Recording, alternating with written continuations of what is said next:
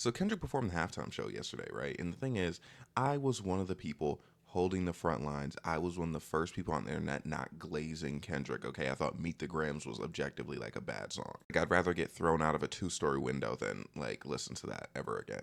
And I thought the Heart Part 6, Drake's version, I thought it was good. I liked the sound of it. And I said, I think Drake won the beef unless we see his next album. And if it doesn't sell, then it doesn't sell. Because here's the thing, I think Kendrick went into the beef with like the goal of like, oh, we're gonna end Drake. Like we're gonna completely eliminate him. Okay, like what did Kanye say? Like eliminate the Drake issue. Like he's like the nemesis or whatever. Especially it's like when you pull out, the big guns of saying that he likes children, stuff like that.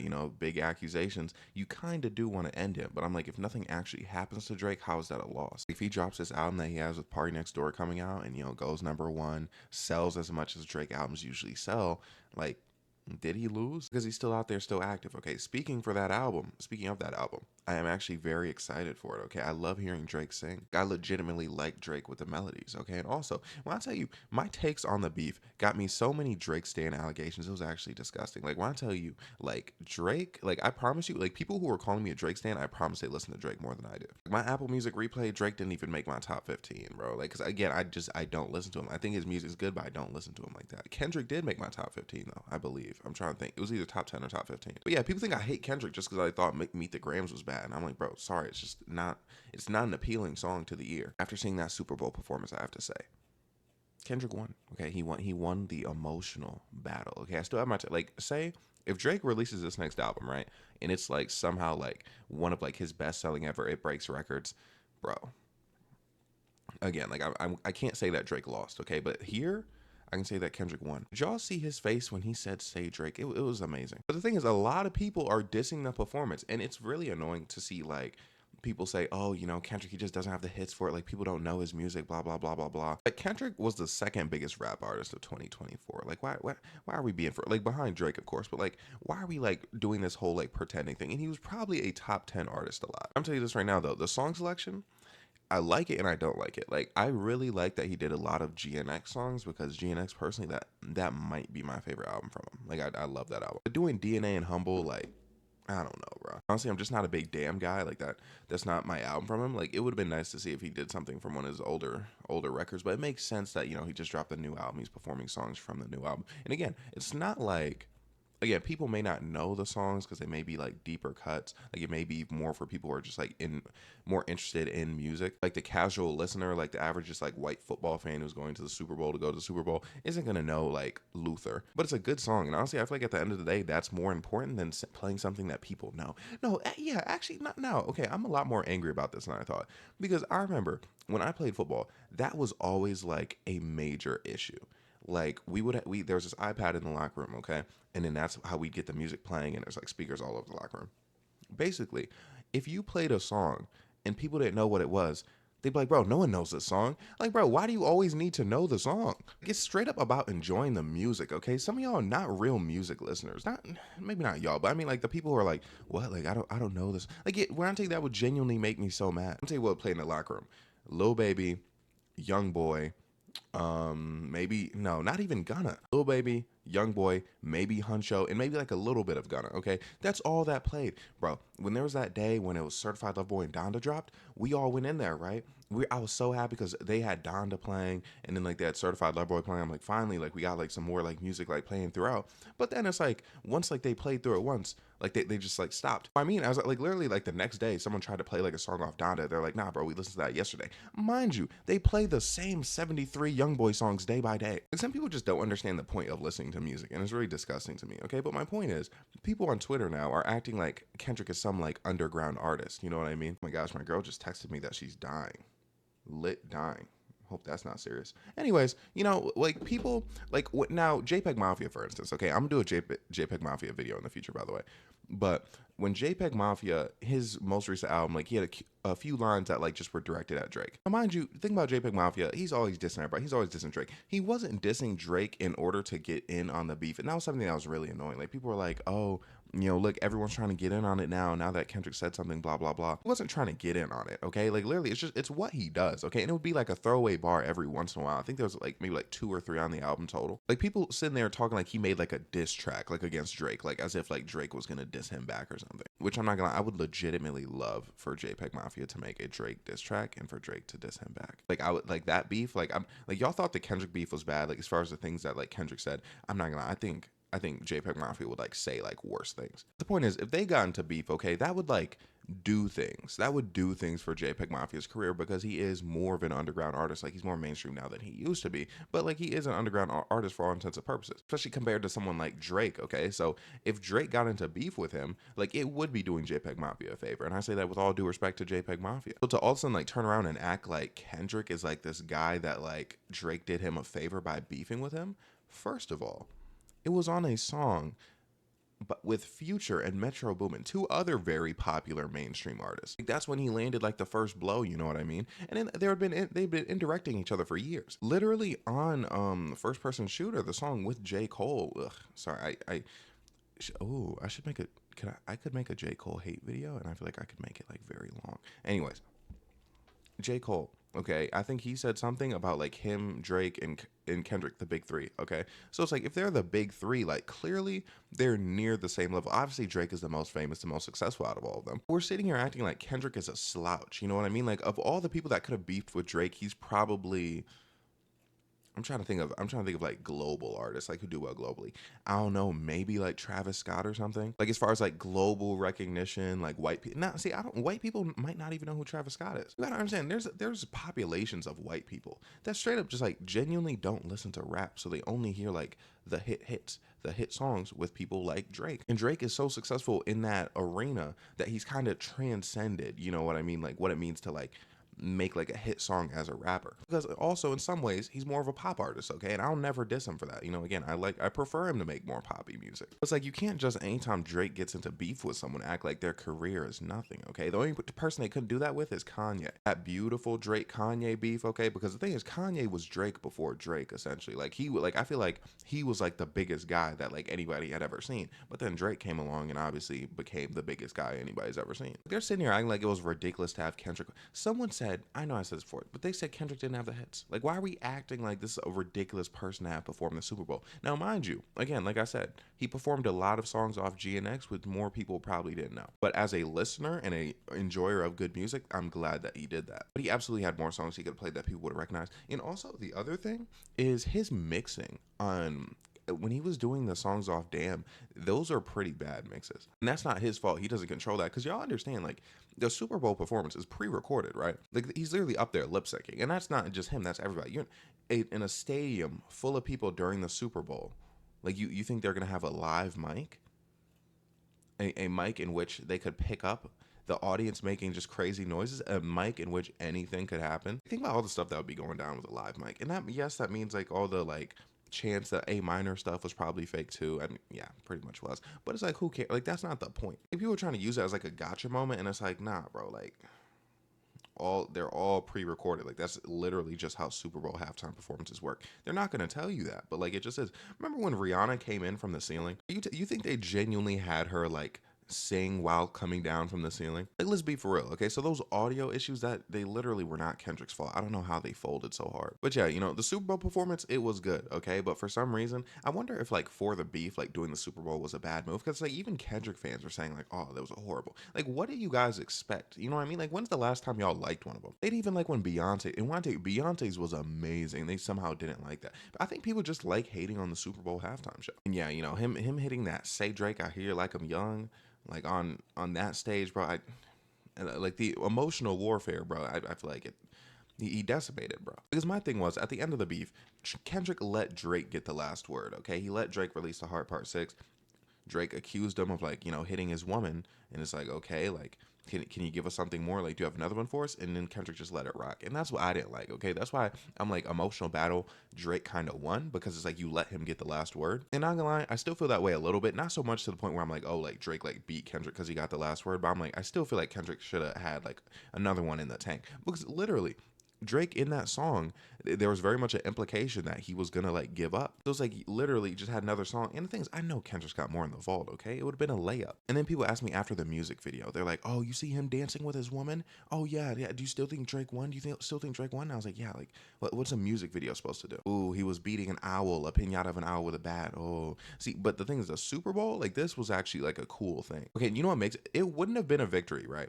I don't think it would have been a victory if Drake didn't try to sue, because that literally brought so much more attention to the situation. And then it gave Kendrick the opportunity to be like, oh guys, I don't know if I can play this song because, you know, he wants to sue me. Like, guys, like, I don't know. Like, I don't know if I'm gonna be able to do it. I was like, man, like, is he really not gonna do it? And then he did it, you know, and it was great. Like, I think the thing with the lawsuit, I think it was very clear that like Drake, I don't know. I don't know Drake, but it's like, it kind of made it come across that like Drake straight up did not want Kendrick to perform that song at the halftime show for obvious reasons, and I think it's understandable why you wouldn't want someone to perform that. But it's like us now knowing, like Drake can't just like kind of play like he doesn't care. You know what I mean? It's much harder for like it to come across as like unbothered because it's like now you tried to sue. But at the same time, again, I understand being bothered by that because if someone accused me of something like that, I'd be tweaking about it. Okay, so it's like I don't blame him for that. But it's like again, we know he's bothered. And the thing is, we live in a society where being bothered is like the worst thing you can possibly be. You know, I actually hate that, bro.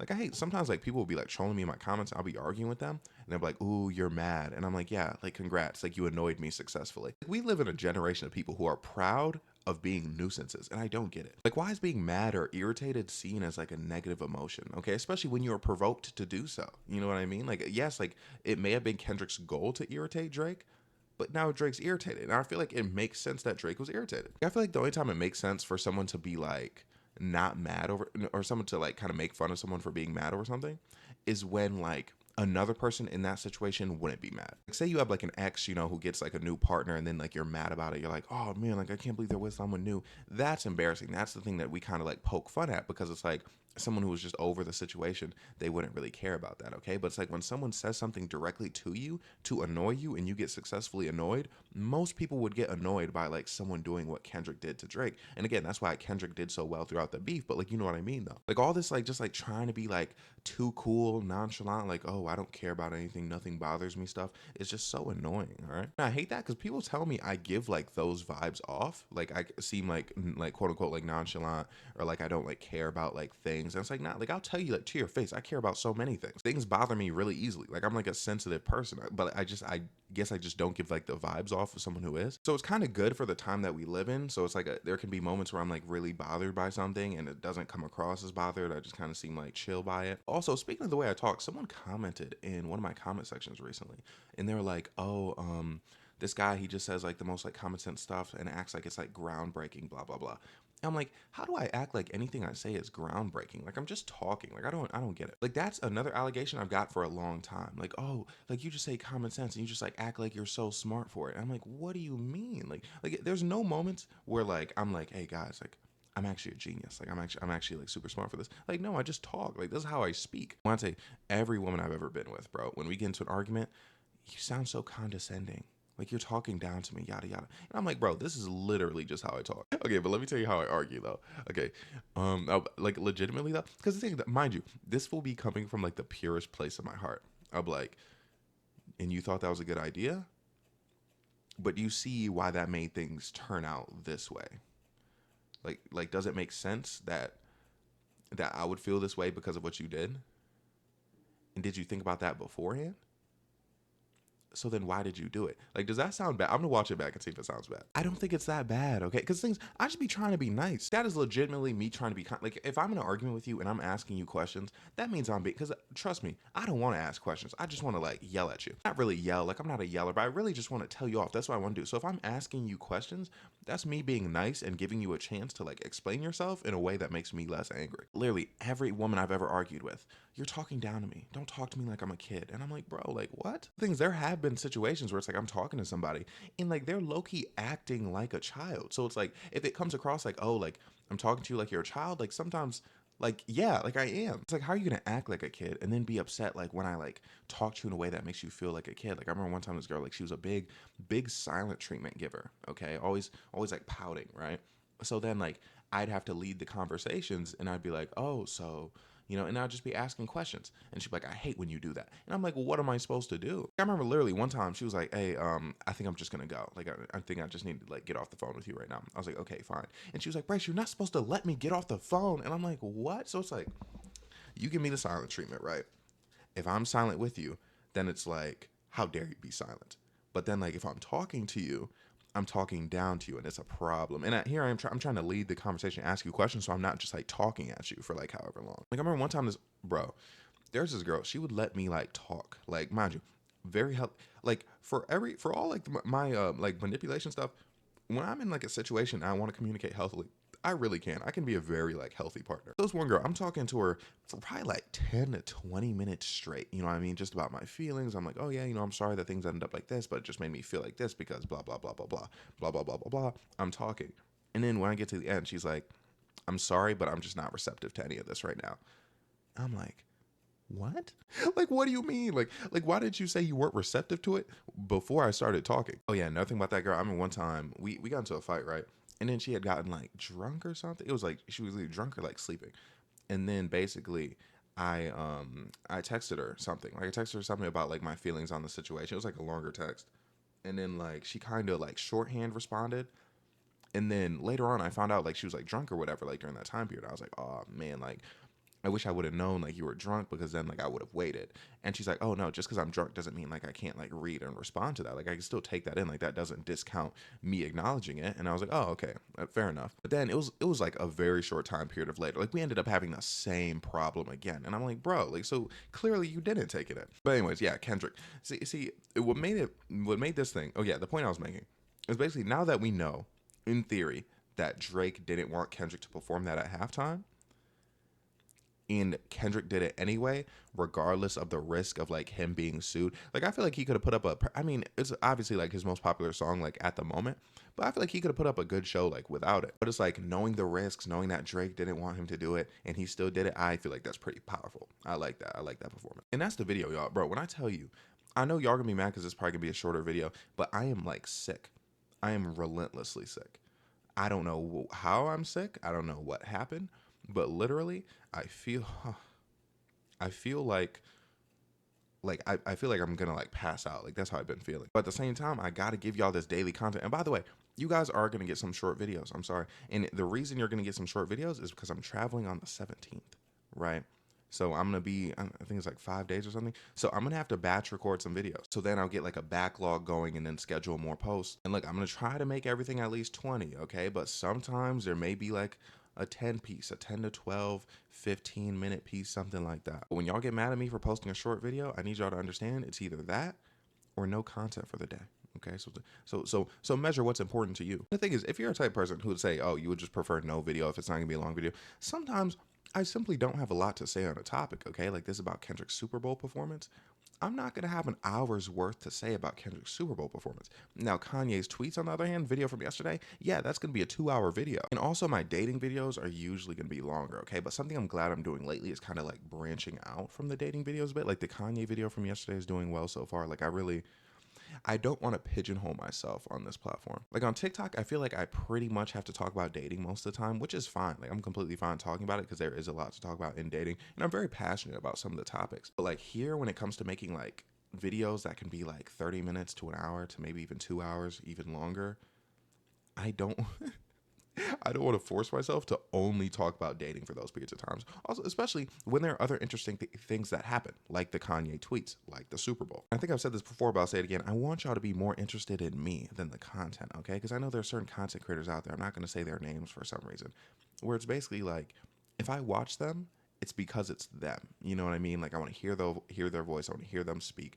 I want to go to sleep to their video or whatever, but not necessarily like what they're talking about. I may not care about it, but them talking about it might make me care about it. Oh shoot. Oh man, not feeling well. Because maybe they're funny, maybe they, just like talk a certain way. Like it's a very real thing. But my point is, bro, if I'm gonna do daily uploads, I need y'all to understand, bro. They're not all gonna be hour-long thing. Like in an ideal world, because things I love making the hour-long ones, but if I don't have anything to say, then I don't have anything to say. But it's like ideally for me, it would be like an hour long every one, but it's just not realistic. Like if you look at anybody else who posts daily content on YouTube, chances are it's not even close to as long as even like my short videos are. I think my shortest video, what was a few days ago, like 12 minutes. Like, please, bro. Like some people posting daily and it's like 9 minutes. Like 12 might be like a higher end video for them. But me, I just gave you a 2 hour long video yesterday, however long this video was today. And before those, there's like a couple like, 12 to 15. And then like just like consistent like 30, 20, high 20s, like 30-minute videos. And something y'all gotta understand about my content is I am literally pulling this out of my behind. Like I'm pulling it out of thin air. Okay. Like again, like I've said about like my story times, I only have so much life. So it's like I'll think to myself, oh yeah, this thing did happen. And then it'll be like, okay, how can I make this into like a 30-minute long story? Other than that, just like simple like concepts, manipulation tactics. Okay. Like literally. Like it's not like, and that's why I mentioned like about like gaming before, because if you're like if this was a gaming page, it would be so much easier than this because the game itself is the content. I wouldn't have to do so much work. You know what I mean? Because I would just find a game and then play it. And then like, if that's what the audience wanted, then that's what the audience wanted. But me, I literally like, those days where you wake up and you're just tired and you don't want to think about anything. Like you just want to relax. I can't do that, okay? And mind you, I love it. I love every minute of it, but it is tiring. Like Earl Sweatshirt got this lyric. He's like, give it to you straight, no frills. What I think might pay the bills. That's true. Like what I think does pay my bills. And sometimes that means I have to think harder than other times. And sometimes that means I have to think harder than I'd like to on a particular day where I may be tired. Like today, I feel so sick. Again, I feel like I'm going to pass out right now. But I have to get on here and tell you every thought I have in my head because again, like that's how I pay the bills. That's how the bills are paid. It's like, again, I love the work of it, but it's work, okay? And on top of that, I have 3 TikTok accounts I have to do. And before I really got on YouTube, I was posting like 7 to 9 times a day on those 3 accounts. And that was for a few months. But before that, I was posting 3 times a day for a year. Again, just straight like thoughts. Like some people don't understand like having to like, you think every day, right? And so it doesn't seem like it's that difficult. But like, imagine like having to record your thoughts, right? Just imagine like talking to a camera for like, imagine talking to a camera for 30 minutes. Okay, like 30 minutes a day. I'm sure you could do that for a very long time. You know what I mean? Now, mind you, you might get to a point where you're like, I kind of don't know what to say. But it's like, imagine that and then factor in the fact that like people have to like care about what you're saying. Factor in the fact that people have to be entertained by what you're talking about. I'll tell you, I could get on here and talk about nothing. Like I could get on here like for like 30 minutes to an hour and just be like, hey, yeah, my wall is kind of, it's kind of off-white color. It's a different shade of white from the door though, which I think is odd. Yeah, I need to do my laundry. I have a lot of stuff back there. You see, I have that shirt on the TV. That's, you know what I mean? Like I could get on here and talk about nothing. But it's like I have to give y'all worthy content. I have to give y'all the potency of what I'm saying, meaning something. Like at some point somewhere, there needs to be a point of the video. Like there needs to be a thing that I'm talking about. Like I'm saying, doing that every day does get tiring. And that's why most people who do things similar to this batch record. But the thing is, it's so tiring that like after I record a video, I'm like, oh man, like I just got to lay down, which I need to get out of. Okay. Because again, I'm traveling on the 17th. I need to have like 5 videos for you ready. And I think we're about to be closing in on like a month.